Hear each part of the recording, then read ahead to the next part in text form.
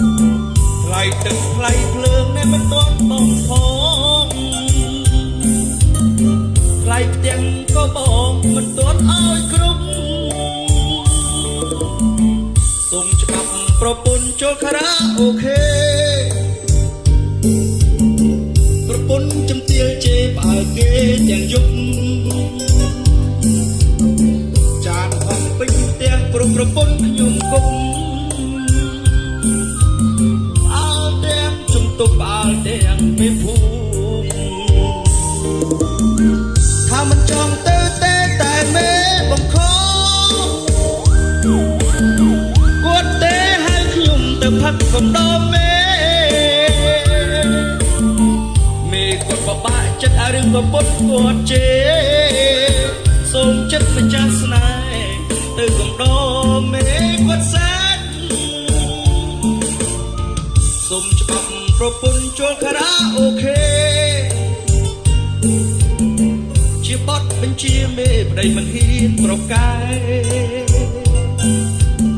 ប្រពន្ធផ្ដាំមួយម៉ាត់ប្តីស្រក់ទឹកភ្នែកថាប្រយ័ត្នកើតអេតអញលេងក្បាលចោលចិត្តតែម្លែអូន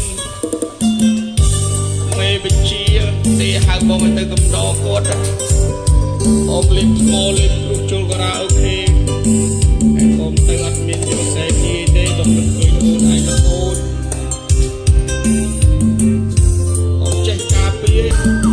គាត់ទេឲ្យខ្ញុំទៅផឹកកំដរមេគាត់បបាក់ចិត្តឲ្យរឿងប្រពន្ធគាត់ជេរ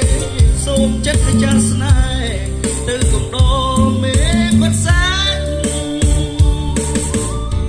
សូមច្បាប់ប្រពន្ធចូលខារ៉ាអូខេជាបទបញ្ជាមេប្តីមិនហ៊ានប្រកែប្រពន្ធផ្ដាំមួយម៉ាត់ប្តីស្រក់ទឹកភ្នែកថាប្រយ័ត្នកើតអេតអញលេងបាល់ចោលប្រពន្ធផ្ដាំមួយម៉ាត់ប្តីស្រក់ទឹកភ្នែក